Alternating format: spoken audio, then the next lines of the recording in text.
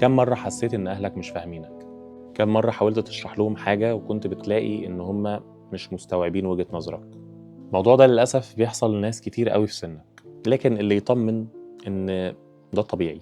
في المرحلة دي من حياتك أنت بتبدأ تفكر بشكل مختلف، عندك اهتماماتك وأفكارك اللي ممكن تكون جديدة عليهم، وده ساعات للأسف بيعمل فجوة ما بينكم. طيب ليه الفجوة دي بتحصل؟ ليه بنحس أوقات وإحنا عايشين مع أهلنا إن إحنا بنتكلم لغة وهما بيفهموا لغة تانية؟ خلينا نفكر في الموضوع ونحلله ونطلع له أسباب كده. أول سبب من وجهة نظري هو اختلاف الأجيال.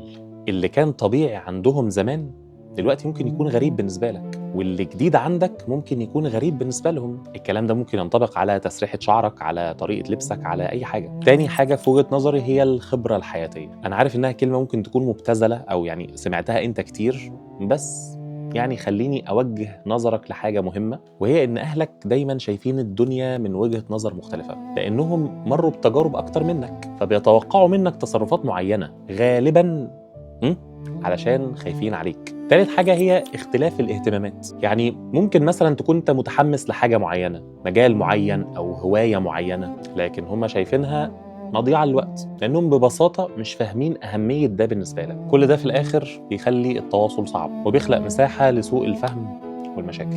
بس هو السؤال الصح دلوقتي، هل لازم تكون متفاهم مع اهلك بنسبة 100%؟ الحقيقة لا. التفاهم الكامل مع أهلك هو رحلة طويلة جدا وهتيجي مع الوقت والتجارب، لكن لازم يكون موجود حالا فورا هو الاحترام. بمعنى إن هم حتى لو مش فاهمينك مهم تحترم رأيهم وتقدر خوفهم عليك، وحط 1000 خط تحت تقدر خوفهم عليك دي، وجرب مرة واحدة يا أخي تسمعهم علشان تفهم وجهة نظرهم، مش عشان تجهز الرد عليهم. وحاول دايما وانت بتوضح لهم وجهة نظرك انك تبقى هادي من غير اي عصبية. والمهم انه لو ما حصلش تفاهم دلوقتي ده معناه انه مش هيحصل ابدا، لان الصبر هنا جزء مهم جدا من الحل.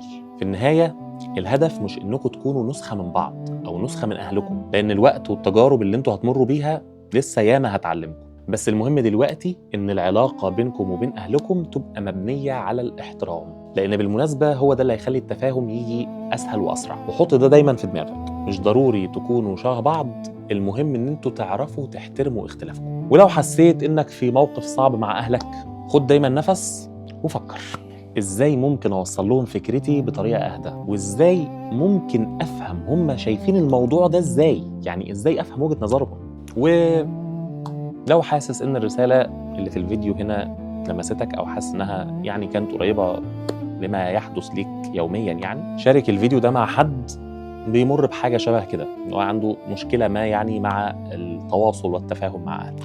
خليك فاكر دايما الاحترام يجي الأول والتفاهم هيجي بعدين. أشوفكم على خير، السلام عليكم. بعدين خليك صايع، يعني اعرف ازاي تضحك عليهم كده. تعرفش تضحك عليهم ازاي؟ مش اضحك عليهم يعني اكذب عليهم، اضحك عليهم يعني اعمل لهم اللي هم عايزينه. خليك بتفهم. لو ريحت دماغك من شوية المشاكل اللي في البيت دي دماغك هتروق والله العظيم، هتلاقي نفسك بتنجز في حاجات كتير.